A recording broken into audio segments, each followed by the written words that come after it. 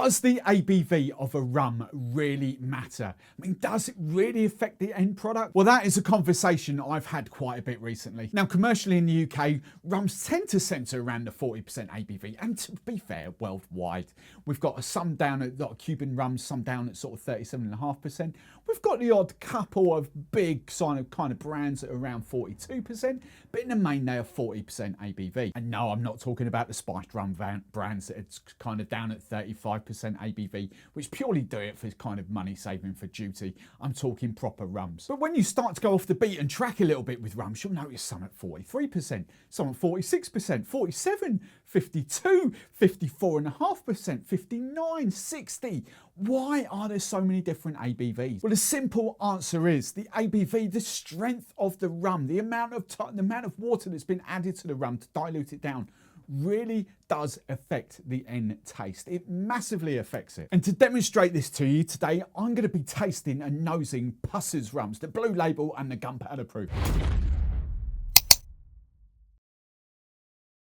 It may not be obvious to many people, but there aren't many brands that actually do this, that release the same rum at different ABVs. And this is what cropped up in a conversation I had through the week, actually, because someone said, what plantation? What about plantation? Well, no, the plantation OD is a completely different liquid, completely different blends to the OFTD. But when it came down to tasting the difference in the rums, this was really brought home to me in the live stream, probably about a month or so ago now.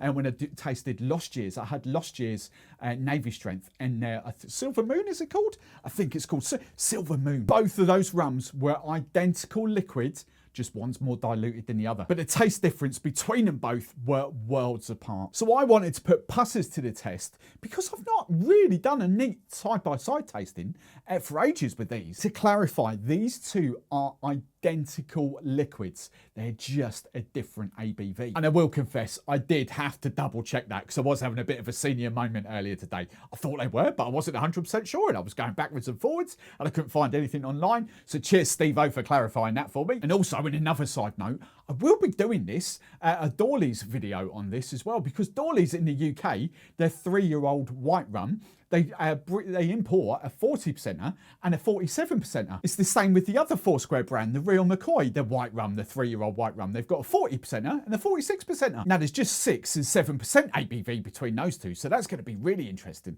And if there are some other brands of rum that I've not mentioned that do bottle at different ABVs, then let me know in the comments below, because I might take a look at them for a future video. But I want to get down and dirty with these two. So in the blue corner, what I call normal Pics rum, we've got the 40% ABV. And then in the black corner, we've got the Big Daddy coming out to play, the gunpowder proof at 54.5%. 14.5% difference. Now, if you're a rum newbie, you might be thinking, well, surely they're just going to taste the same. It's just going to be one stronger than the other.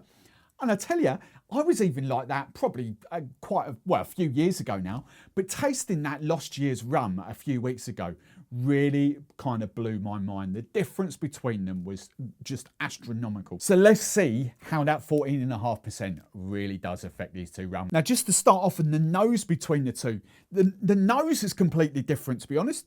On the blue label, I'm getting banana, I'm getting caramel, I'm getting a really kind of soft spice. And then there's very sort of subtle hints of chocolate maybe coming through there, subtle bit of coffee, and a lighter kind of more tropical fruit sort of nose. But then on the gunpowder proof, we get way more spice coming out. There's more coffee notes. It's why it kind of reminds me of treacle. There's a big sort of treacle nose to this. And there's still those kind of fruity notes. But what this reminds me of is like Christmas cake, that rich kind of fruit cake kind of nose. As you'd expect, the difference between them, the blue label is a much more lighter style of rum. But then tasting the blue label, there's not much spice on it at all. It's a very rounded, very smooth rum. Caramel, toffee-ish nose coming through there. The fruit does come through, but again, I think that is more kind of tropical fruit. Not too much, not like some of the rums I've tasted, but more kind of tropical than fruitcake vibes. But then tasting the gunpowder proof, alcohol aside, obviously it's stronger. Put that to one side. The spice notes, the peppery spice notes that come off this, are huge compared to that. We've got much more kind of wood notes, oaky notes coming off that rum. It's not as fruity as the blue label. Get subtle hints of fruitcake in there, but not kind of the tropical vibes that you get off that. But the interesting thing, when you take a really short kind of short and sweet sip to that. You get little subtle hints of licorice, and then that kind of finishes out into the caramel toffee notes. You really don't get that with the Blue Label. So what I would say the water does, because that's all that is, the extra water in the 40%er, the water brings out the softer side. It dulls down the spices, but brings out that tropical fruit side to the rum. Whereas leaving the 54.5%er at that ABV, it's just, you just kind of get those woody, oaky, peppery notes to it. And I tell you what, doing this, whether you've got a brand like this or whether you've just going to do it with your other rum, your normal sort of 40% of rum, it is a great way to train your palate. And that is a really interesting experiment. If you've not got the luxury at home of a rum with 2 different ABVs, the same rum at 2 different ABVs, you can try it with some of the rums you have got, preferably at slightly higher. Start off with, if you've got like Ray and Nephew or Rum Bar, like for the 63%ers or an overproof, just start diluting that down.